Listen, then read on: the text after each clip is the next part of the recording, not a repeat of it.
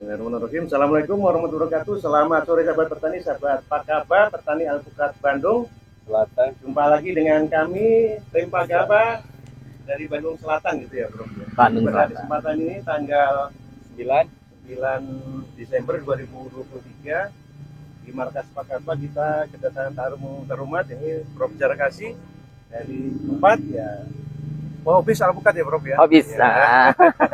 Saya cuma pohobis bukan ahlinya, tapi minimal kami Pakaba ini anggotanya dari berbagai daerah, Prof. Ada dari Kuningan, dari Garut, Garut. dari Tasik, Padalarang, Soreang, dari Subang gitu, Prof. Ada dari Lampung gitu. Ya, bergabung dalam suatu apa namanya grup WhatsApp Pakaba yaitu ya grup hobi alpukat, Prof. Jadi Iya. kami juga belum tahu ke depan itu alpukat itu secara ekonomis itu bagaimana, Bro? Ini saya juga masih bingung nih. Menjanjikan apa tidak, Bro? Bangsa apa alpukat ke depan itu secara ekonomi bagaimana, Bro?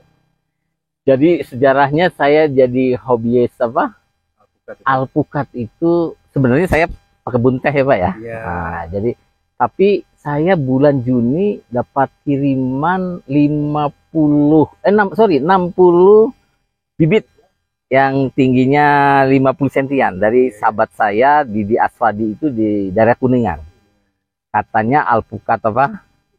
Alpukat pasapen ya. Apa alpukat apa mentega. Dikasih ya saya pelihara Pak. Setelah itu saya belajar ke Universitas YouTube. Browsing tuh Pak, browsing ya. Setelah browsing saya belajar dari sudut ekonomi kan saya lihat yang paling profitabilitas paling tinggi Pak ya, dan pangsa pasarnya meluas. Jadi waktu itu maaf aja alpukat lokal itu saya sisihkan. Semua introdusir yang semuanya introdusir Pak, karena sudah ratusan tahun jadi pribumi gitu. Jadi saya abaikan, saya pelajari alpukat introdusir.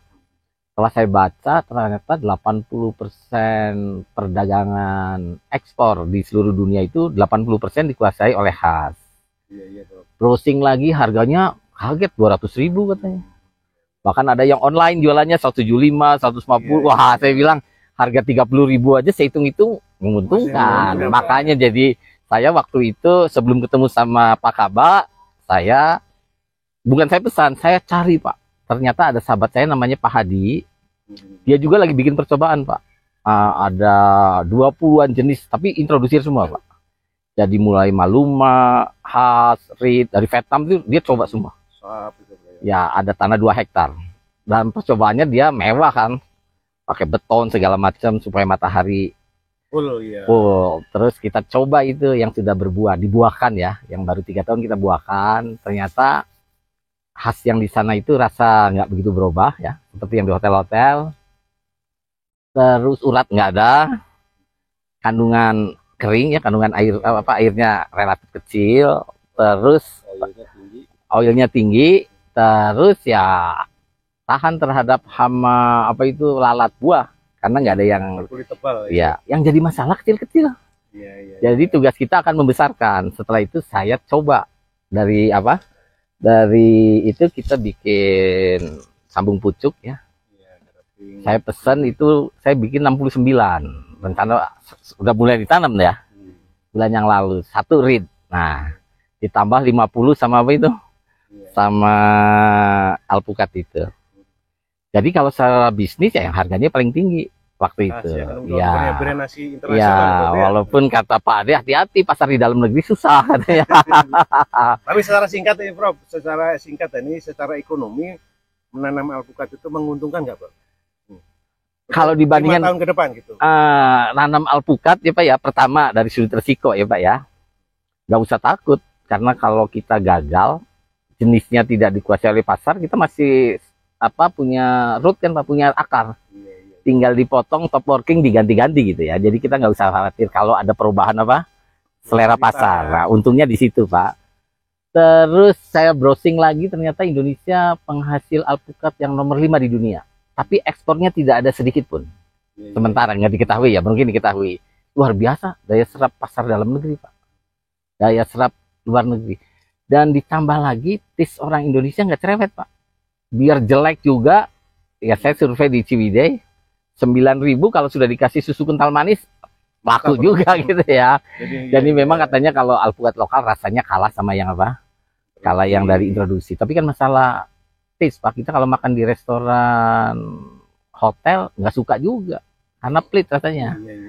Tapi bagi orang Indonesia beda juga. Jadi saya mulai sekarang setelah gaul sama Pak Kaba, saya survei Pak.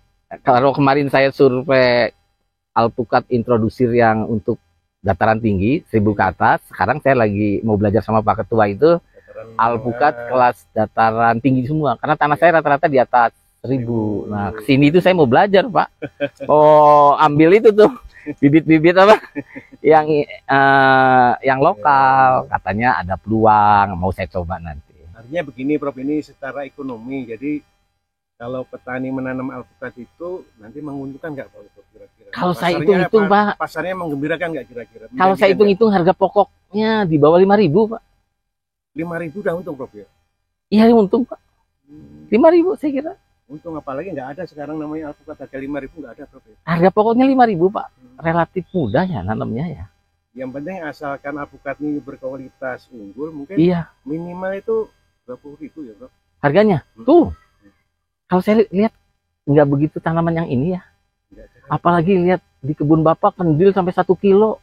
Jangan-jangan di bawah jangan-jangan di bawah 5.000 harga pokoknya. Nggak ada. Iya. Yang ada itu ya beli. Berapa harga pokoknya? 50.000. Hitungin tadi harga tanah sekian. Harga pokoknya berapa kira-kira? 2.500. Tuh. Saya ngitung sepintas saja di bawah 5.000, 2.500 sebenarnya Pak. Ya, tapi tanah nggak dihitung ya? Tapi sewa tanah nggak? Nggak. Itu satu pohonnya 100 biji.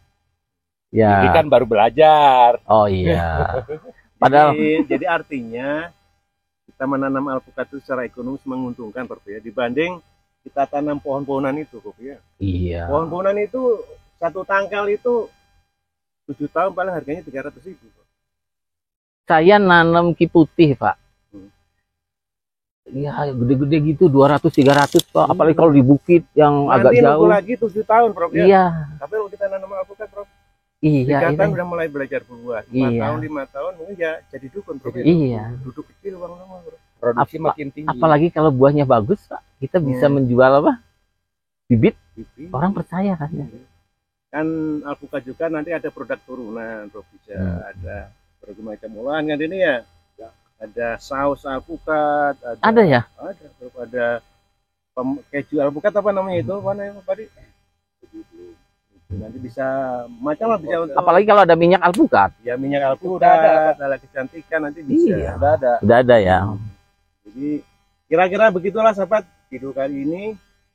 Mudah-mudahan ada manfaatnya buat sahabat sekalian untuk menanam alpukat ya, dimana pohon alpukat itu ya secara ekonomi menjanjikan Prof ya. Terus ini Pak, teori baru apa Jo? Berkesinambungan sustainable.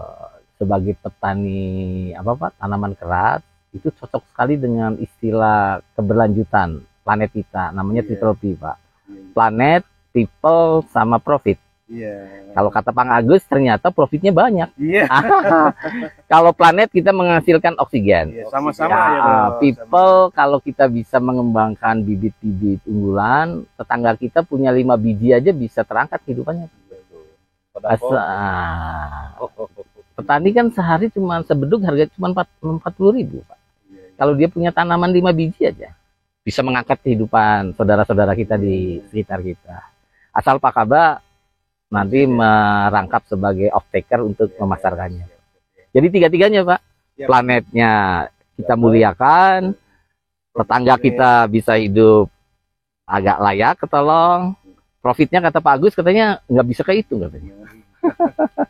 Ya sekali lagi gitu aja video kali ini. Bila ada kata yang kurang berkenan mohon dimaafkan. Assalamualaikum warahmatullahi wabarakatuh. Waalaikumsalam. Mari berkarya untuk Indonesia tercinta. Terima kasih.